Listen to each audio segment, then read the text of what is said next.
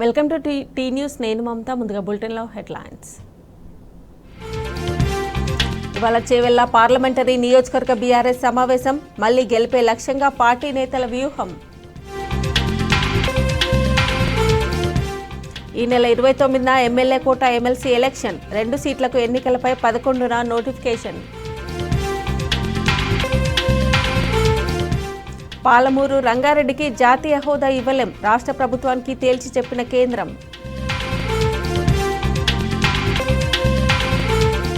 జమ్మూ కాశ్మీర్ షోపియాన్ జిల్లాలో ఎన్కౌంటర్. టెర్రరిస్టుల కోసం భద్రతా బలగాల కూంబింగ్.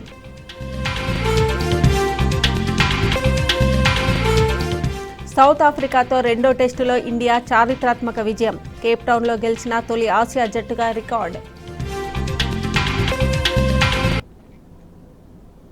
ఇక బులెటిన్ అప్డేట్ చూస్తే తెలంగాణ భవన్ గులాబీ శ్రేణులతో కోలాహలంగా మారింది.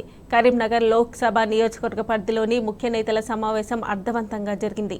ఇటీవల జరిగిన అసెంబ్లీ ఎన్నికల్లో బీఆర్ఎస్ ఓటమి, కాంగ్రెస్ చేసిన దుష్ప్రచారాలు, స్వేదపత్రంపై BRS working president KTR party శ్రేణులకు దిశానిర్దేశం చేశారు.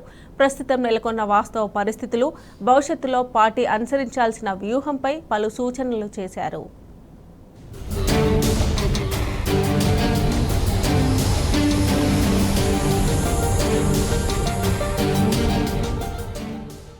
సంస్థాగత నిర్మాణంపై బీఆర్ఎస్ దృష్టి సారించింది. గ్రామ స్థాయి నుంచి రాష్ట్ర స్థాయి వరకు పార్టీ కమిటీలు, అనుబంధ కమిటీలను పూర్తి స్థాయిలో ఏర్పాటు చేయాలని భావిస్తున్నట్లు గులాబీ శ్రేణులకు పార్టీ వర్కింగ్ ప్రెసిడెంట్ కేటీఆర్ సంకేతాలిచ్చారు. ప్రస్తుతం నిర్వహిస్తున్న పార్లమెంట్ నియోజకవర్గాల వారీ సమీక్షలు పూర్తయిన తర్వాత అసెంబ్లీ నియోజకవర్గాల వారీగా సమావేశాలు నిర్వహిస్తామని చెప్పారు. అసెంబ్లీ నియోజకవర్గంలోని గ్రామాలు, మండలాల వారీగా స్థానిక ప్రజాప్రతినిధులు, ముఖ్య నేతలు పాల్గొనే ఈ సమావేశాల్లో పార్టీ భవిష్యత్తు కార్యాచరణపై దృష్టి సారిస్తామని కేటీఆర్ తెలిపారు. తెలంగాణ భవన్లో కరీంనగర్ పార్లమెంట్ నియోజకవర్గంలోని పార్టీ ముఖ్య నేతలతో కేటీఆర్ నిర్వహించిన విస్తృత స్థాయి సమావేశంలో పలువురు బీఆర్ఎస్ సీనియర్ నేతలు పాల్గొన్నారు.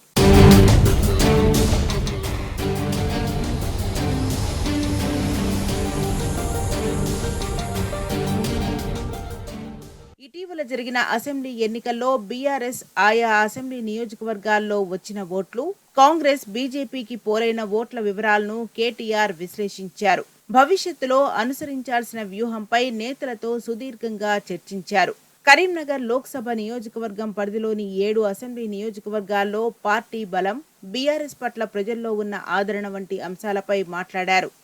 కాంగ్రెస్ ఎన్నికల హామీలు, కేసీఆర్ సర్కార్పై ప్రజల్లో సృష్టించిన అపోహలు, చేసిన అసత్య ప్రచారాలు, అధికారంలోకి రాగానే హామీల అమలులో చేస్తున్న జాప్యం, ప్రజల్లో వ్యక్తమవుతున్న అభిప్రాయాలపై చర్చించారు.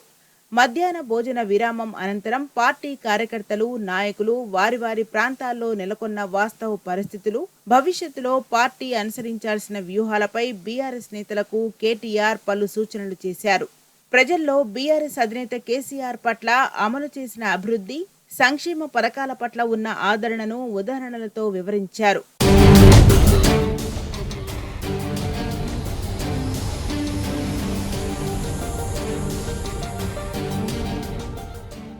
అనేక దశాబ్దాలు పోరాడి సాధించుకున్న రాష్ట్రాన్ని అన్ని రంగాల్లో అభివృద్ధి చేయాలనే ఒకే ఒక్క వజ్ర సంకల్పంతో పార్టీ అధినేత కేసీఆర్ వ్యవహరించారని బీఆర్ఎస్ వర్కింగ్ ప్రెసిడెంట్ కేటీఆర్ గులాబీ శ్రేణులకు స్పష్టం చేశారు. ప్రజల యోగక్షేమాలే పరమావధిగా కేసీఆర్ సర్కార్ పనిచేసిందని గుర్తు చేశారు. ప్రజా ప్రయోజనాలే కేంద్రంగా కేసీఆర్ పాలన సాగించారని, ఒక్కో పథకం లబ్ధిదారుల ఎంపిక, వారికి చేకూరే ప్రయోజనాలు నేరుగా ప్రజలకు చేరాలన్న దృఢ సంకల్పంతో ముందుకు సాగారని వివరించారు. అయితే పార్టీ కార్యకర్తలు, నాయకులను పట్టించుకోవలసిన స్థాయిలో పట్టించుకోలేకపోయామని అభిప్రాయపడ్డారు. ఈ నేపథ్యంలో కేసీఆర్ సర్కార్పై అన్ని పక్షాలు ఏకమై చేసిన దుష్ప్రచారాన్ని అడ్డుకోలేకపోయామని చెప్పారు. ప్రభుత్వ పథకాల్లో పార్టీ శ్రేణులను భాగస్వాములను చేయలేకపోయామని, ఫలితంగా పార్టీకి ప్రజలకు మధ్య వారధి లేకుండా పోయిందన్నారు కేటీఆర్.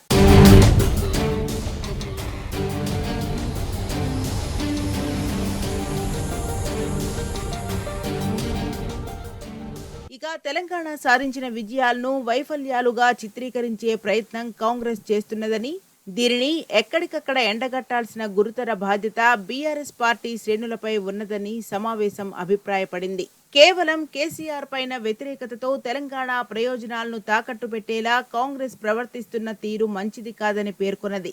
బీజేపీని అనేక స్థానాల్లో ఓడించింది బీఆర్ఎస్ మాత్రమేనని బండి సంజయ్, ధర్మపురి అరవింద్, ఈటెల రాజేందర్, సోయం బాపురావులను ఓడగొట్టింది బీఆర్ఎస్ అనే విషయాన్ని కాంగ్రెస్ గుర్తుంచుకోవాలని స్పష్టం చేసింది.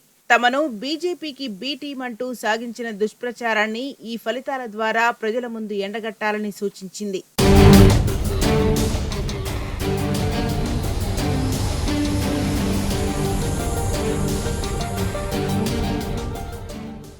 లోక్సభ ఎన్నికల్లో విజయమే లక్ష్యంగా బీఆర్ఎస్ ప్రణాళికలు రచిస్తోంది.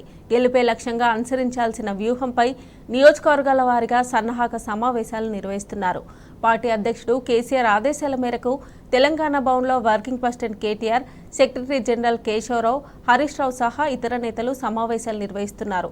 ఇందులో భాగంగా ఇవాళ చేవెళ్ల లోక్సభ సమావేశం నిర్వహించనున్నారు.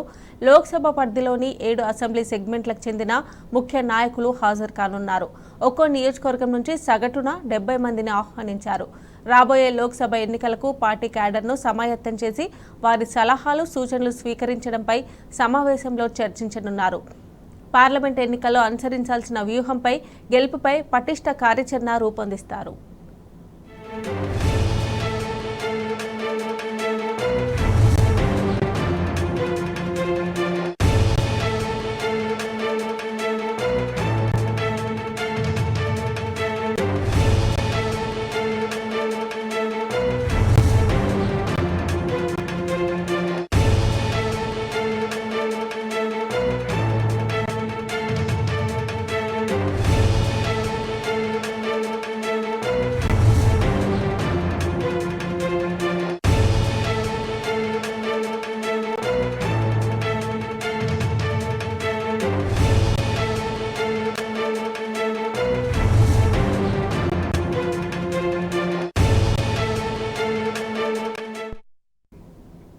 ఎమ్మెల్యే కోట, ఎమ్మెల్సీ ఉప ఎన్నికలకు షెడ్యూల్ విడుదలైంది. ఇటీవల జరిగిన అసెంబ్లీ ఎన్నికల్లో కడియం శ్రీహరి, పాడి కౌశిక్ రెడ్డి ఎమ్మెల్యేలుగా ఎన్నికయ్యారు.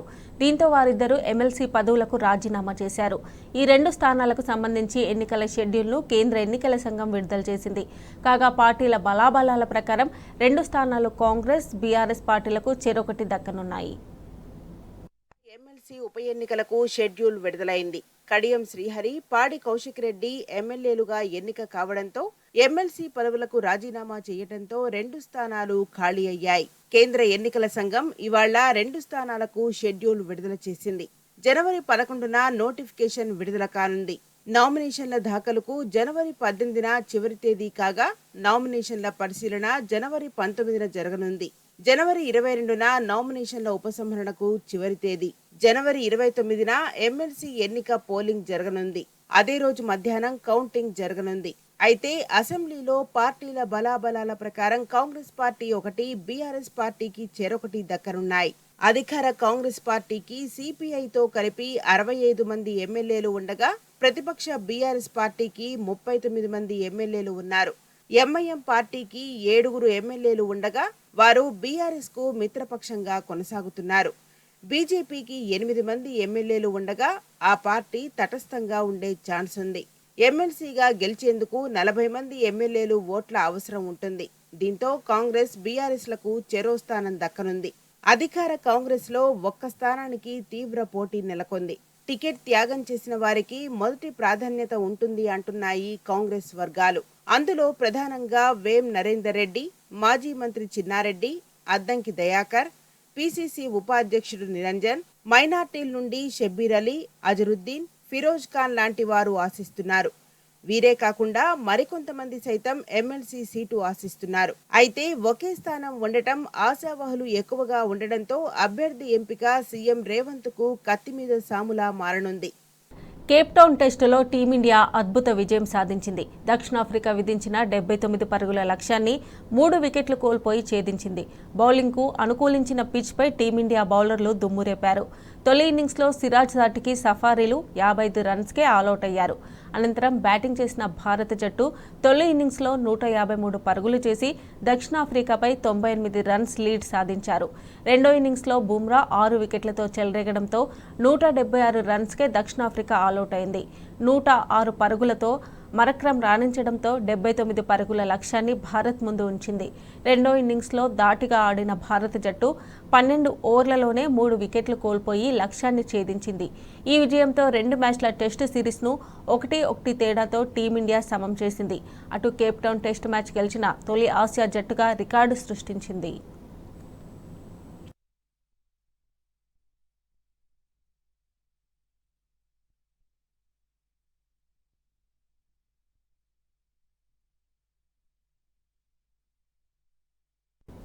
ఇవి bulletin updates. Keep watching tea news.